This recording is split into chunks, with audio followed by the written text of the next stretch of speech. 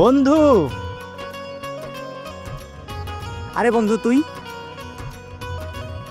আরে বন্ধু, কি অবস্থা? কেমন আরে আছিস? থাম থাম, আমার হাতে তো কালি। আরে ময়লাতে কি হইছে? এই নে ধর মুছ। আর তুই কি কাজ করিস নাকি ময়লার মধ্যে ঘোরাঘুরি করিস? আরে বন্ধু তুই এতদিন পরে? ময়লা হইছে তাই কি হইছে, সমস্যা নাই, আমিও না হয় একটু ময়লা মাখলাম। নতুন গাড়ি কিনেছি, দেখ পছন্দ হয়েছে কিনা। আর তোকে শুধু দেখাতে আনি নেই, তোকে নিয়ে আজকে ঘুরতে যাব আর অনেক মজা করব। গাড়িটা কেমন হয়েছে? কি, তুই নতুন গাড়ি কিনছিস? হ, কেন, তোর কি মনে হচ্ছে? আরে আমার তো বিশ্বাসই হচ্ছে না।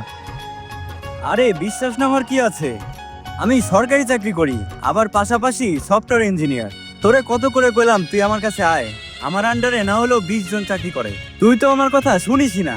তুই এলাকাতে গ্যারেজে কাজ করিস। বন্ধু আমি তো এই গ্যারেজেই কাজ করি, আর আমি তোর কাছে যেয়ে কি করব? আর তুই তো জানিস তোর কাছে সব কম্পিউটারের কাজ, আমি কি আর ওইসব কাজ করতে পারবো? আমি তো ক্লাস 5 পর্যন্ত পড়ালেখা করছি, পরে তো আর পড়ালেখা করি নাই। আরে পাগল, লেখাপড়া কি তুই সাধে বাদ দিছিস? লেখাপড়া তো তোর টাকার অভাবে বাদ গেছে, তুই কি ইচ্ছা করে লেখাপড়া বাদ দিছিস? আরে তখন আমি বেকার ছিলাম, এখন আমি চাকরি বাকরি করি, ভালোই আছি। আমি চাই তোরাও অনেক ভালো থাক। আর চল এসব কথা বাদ দে, চল আমরা এখন ঘুরতে যাব। যাবো তো ঠিক আছে, আমার যে অবস্থা। রাখ তোর অবস্থা, এনে সানগ্লাস নে পর। কি করছিস চেহারার অবস্থা?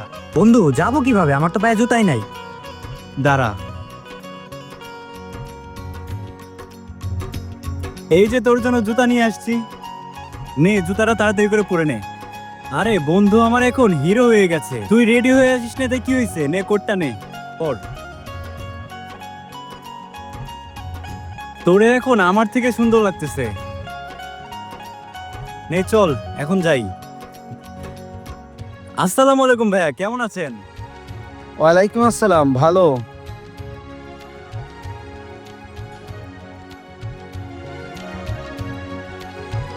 আরে তোর এই অবস্থা কেমনি? আব্বে তোর তো পুরাই ফেস পাল্টাই গেছে গা। কিরে কথা কস না কে?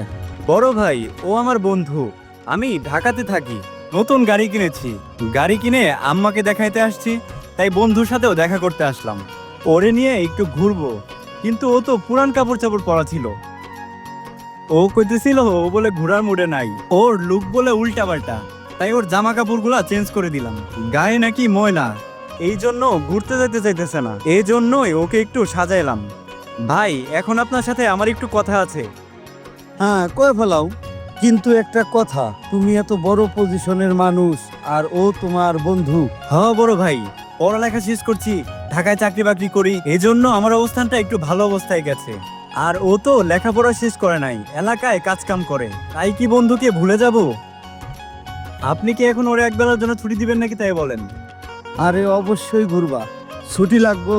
তুমি কইছো, তোমার কথা কি আমি ফালাইতে পারি? তুমি এত বড় মনের মানুষ, তুমি আইছো ঘুরবার জন্য, ঘুরতে যাইবা, আর আমি ছুটি না দিয়ে কি পারি?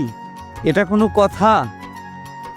হাফ বেলা না, এক বেলা না, 2 দিনের জন্য ছুটি দিয়ে দিলাম তোরে। তাইলে তো হয়েই গেল, চল।